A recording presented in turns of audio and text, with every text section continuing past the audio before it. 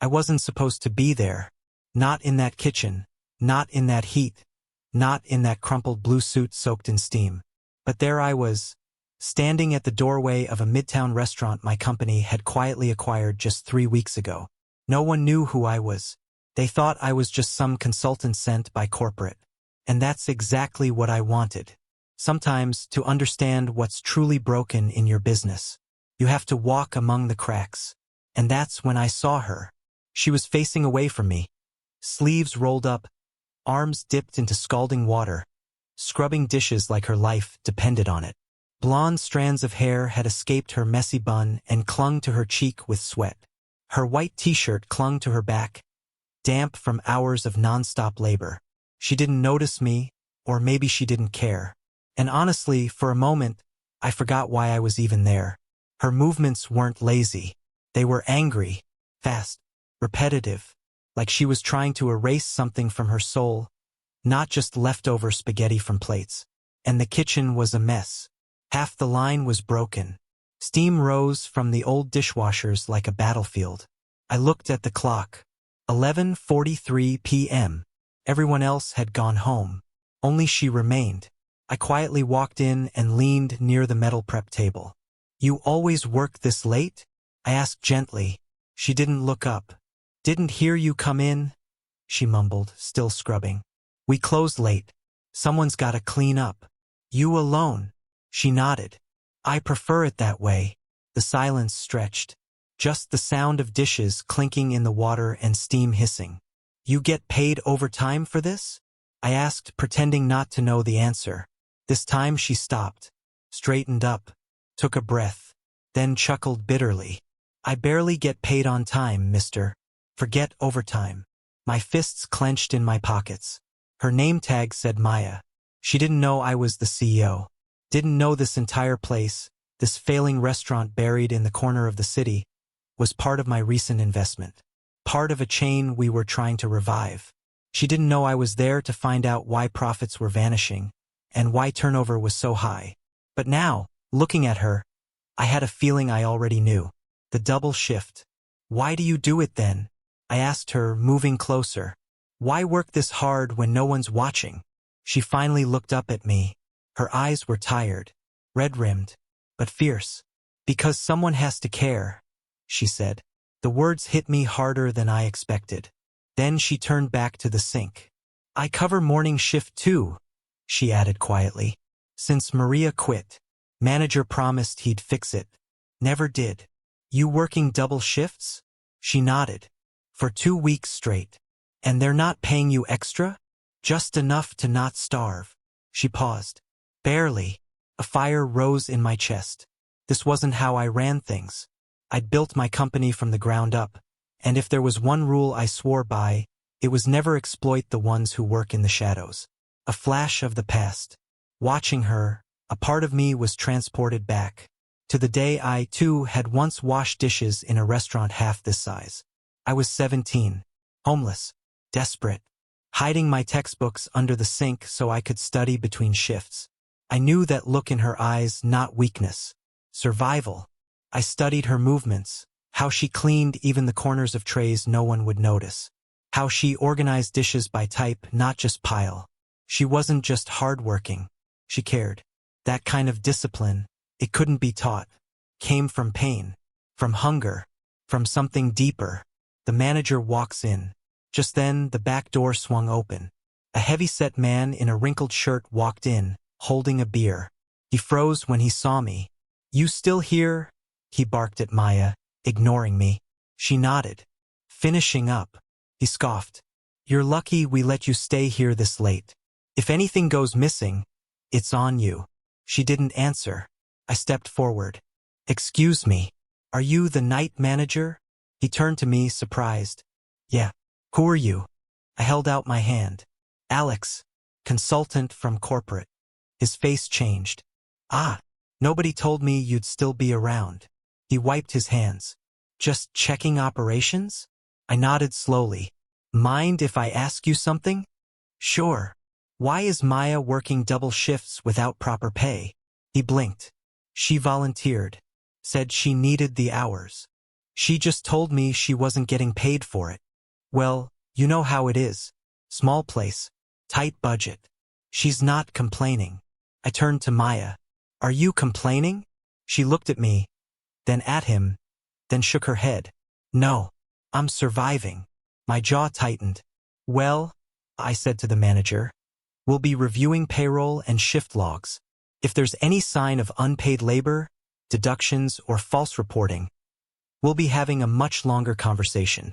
His face paled. Hey, look, no need to make a thing. But I wasn't listening. I turned back to Maya. You get off at midnight? I asked. She nodded. I'll wait. What she didn't say. At 12:08, she removed her apron and stepped out the back door. I was leaning on the brick wall, watching the streetlight flicker. She looked surprised. You're still here. I said I'd wait. She hesitated, clutching her coat tighter. Why? I looked at her for a long moment. Because I've been you, I said. And no one waited for me. The next morning, I didn't head to my office. I went straight back to that restaurant, wearing the same plain clothes, no security, no assistant. Just me. Because something about Maya, her silence, her strength, her buried pain, wouldn't leave me alone. And I had a feeling this place was hiding more than just dirty dishes. Hidden in plain sight. When I entered through the back, the kitchen was already alive. Clattering pans, sizzling oil, shouting cooks. But there she was again, quiet, focused, back at the sink, like she never left. I checked the logs. Clocked out at 12:12 a.m. Clocked back in at 6:01 a.m. 6 hours. Probably less if she walked home. But something didn't add up. No one could survive on that little rest for 2 weeks straight. Not unless. I turned to the dry storage room. An idea struck. I walked toward the pantry. It was locked. I picked a key off the hook behind the prep line, old habits from my dishwasher days, and twisted the handle. What I saw inside made me freeze. A blanket on the floor. There, in the corner of the pantry, behind shelves of canned tomatoes and pasta bags, was a folded blanket, a rolled-up sweater, and a crushed paper cup of instant noodles. Next to it, a journal half hidden under a towel. She was sleeping here, in the restaurant, not for fun, not to cut commute time, out of necessity. I bent down slowly and picked up the journal. It wasn't locked, just a cheap spiral notebook. The pages were worn, some crumpled from being stuffed under boxes. I shouldn't have opened it. But something inside me whispered, read just one page. Page 12, the letter to no one. Day 44. No one knows I sleep here. They'd fire me if they found out. But I don't have a choice. My last paycheck went straight to my brother's hospital bill. The landlord changed the locks 2 nights ago. I have nowhere else to go. I wash dishes for 14 hours a day and then cry quietly where the pasta boxes can't hear me. I don't want pity. I just want a chance to breathe. I miss the girl I used to be, the one who believed in tomorrow. Couldn't breathe. I gently closed the journal and put it back exactly where I found it. My chest felt tight, like I'd stumbled into a sacred place. This wasn't just about unpaid labor anymore. This was about a good person being buried alive, right under the noses of people too busy to care. A quiet confrontation. At break time, I found her sitting outside, sipping tea from a paper cup, eyes staring at the street like she was watching another life pass by. I sat beside her. She stiffened. You sleep in the pantry, I said softly. She didn't answer, just stared harder. I saw the blanket, the journal. Her hands trembled. You had no right. I know. I'm sorry. She looked at me then, eyes full of panic and fury. Please don't tell the manager, she whispered. I'll be gone by Friday. I just need 3 more days. I'll find something, I swear. I held up my hand. I'm not here to report you. I'm here to understand. Past too heavy. After a long pause, she looked away. My mom died when I was 16, she said. Dad bailed long before that. I took care of my little brother ever since. He's sick. Real sick. We have no insurance. She pulled her sleeves down, trying to hide the burn on her arm. I dropped out of college. Thought this job would be temporary. But every time I try to leave, life pulls me back by the hair. Her voice cracked. And now I'm here, in a restaurant that doesn't even care if I exist. I looked at her, stunned by her calm. How do you stay so strong? She smiled bitterly.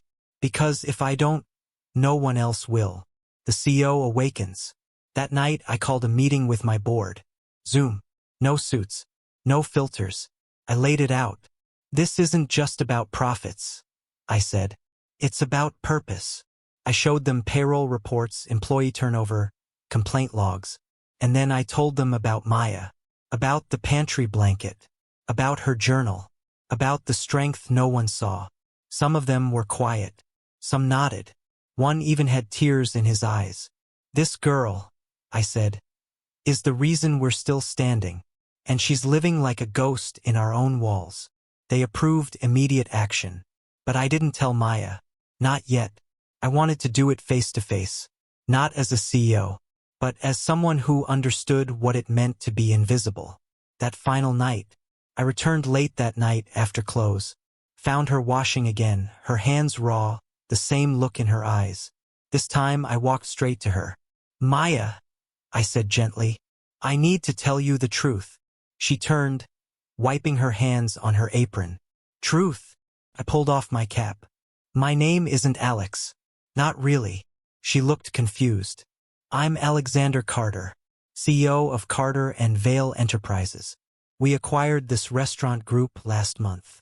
Silence. Complete, thick silence. She blinked, then laughed. That's a bad joke. It's not. I pulled out my ID, handed it to her. She read it, twice, then dropped into the nearest chair. No way. I came undercover to figure out what was broken in this chain. And you found a broken dishwasher instead, she said quietly. No, I said. I found the strongest person in this company. Maya stared at my ID for a long time. Then she looked at me like she was seeing me for the first time. You're the real CEO? She whispered. Like, you own this place? I nodded. She stood up so fast her chair screeched across the floor. I shouldn't have said all that. Oh God, the things I told you. Stop, I said gently. I didn't come to trap you. I came to find people like you. She backed away, flustered, her hands shaking. I can't lose this job, please. I'm not asking for sympathy. And I'm not offering pity, I interrupted, stepping closer. I'm offering a choice, a letter and a key. From my coat pocket, I pulled out a plain white envelope. I handed it to her. Inside, she found two things. A formal offer letter for a full-time managerial trainee position under direct mentorship. A silver key. She looked at them like they were made of glass. What is this? She asked. That, I said, is a chance. You've been running this kitchen better than half the trained staff, even from the sink. I want to train you, grow you. And the key, a small apartment, 5 minutes from here, fully paid for 6 months. So you never have to sleep near dry pasta again. She couldn't speak. For a long time she just stood there. Then her eyes welled up, and she whispered, Why me? I smiled. Because I know a fighter when I see one. She tried to speak, but her voice cracked. I don't deserve this. No one deserves pain either, but we survive it. Now it's your turn to rebuild. Tears streamed silently down her face as she held the envelope to her chest. For the first time, she looked light, like someone had pulled the weight of the world off her shoulders. But I didn't know then. She was hiding a weight of her own. The manager returns. The next morning, I returned with a clipboard and my real name tag visible. The kitchen staff buzzed with nervous energy. Whispers flew. Is that the owner? He's the CEO? Why is he in the dish area again? I held a staff meeting and introduced new policies. Proper scheduling. Emergency bonuses for extra shifts. Full back pay review. The team cheered. Except one person. Ralph, the night manager. His face was pale, tight, sweating bullets. When I called him into my office, he stammered nonstop. I didn't know she was sleeping here. Honest. And the payroll. Maybe it glitched. I've been trying. You've been lying. I interrupted. Falsifying hours. skipping employee raises, and threatening silence with fear. His face crumbled. "You're fired, effective immediately. HR will follow up with legal." He tried to argue, but I turned away. "Security will escort you out." As he left, I noticed Maya in the doorway, watching silently. Our eyes met. She gave the faintest nod. Justice wasn't loud, but it was felt. But then, later that day, I went to check in on Maya. She hadn't used the apartment key. The apartment was untouched, blank, silent. I called her. No answer. I asked the staff, they said she hadn't come in. A tightness gripped my chest. Why would she disappear now? That night, I returned to the pantry. The blanket was gone, but the journal was still there. One last page was freshly written. I opened it. The page that broke me. Day 47. He gave me a key to a new life, a chance to start again. And for the first time in months, I believed maybe I was worth more than just dishes and burns. But I'm scared. There's something I haven't told him. And if he finds out, he'll take it all back. I'm not just struggling with my past. I'm hiding someone. My little brother doesn't live in a hospital.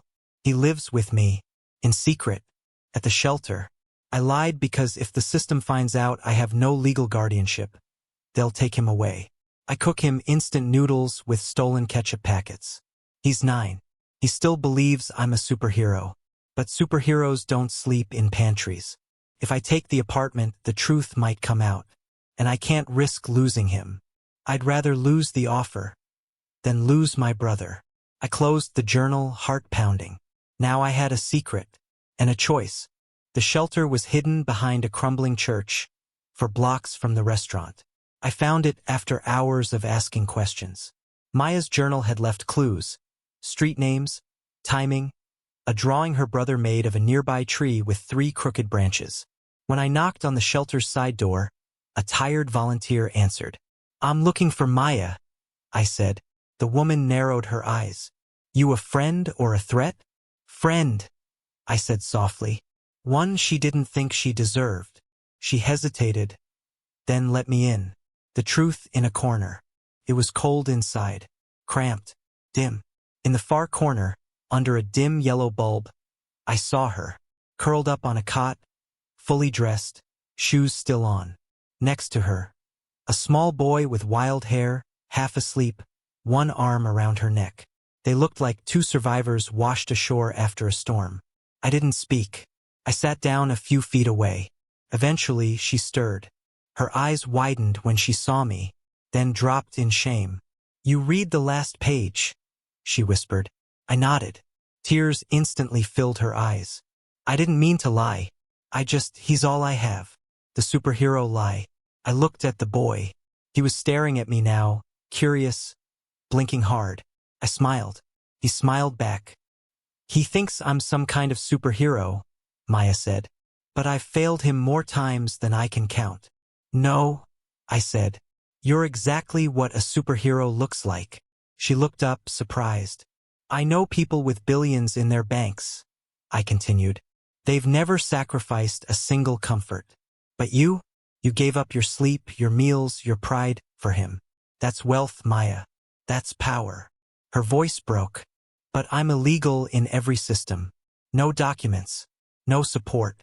They'll take him if I try to get help." I nodded slowly. "Then let me help you the way no one helped me." The plan. I had lawyers. Good ones. And I had pull. But more importantly, I had belief in her.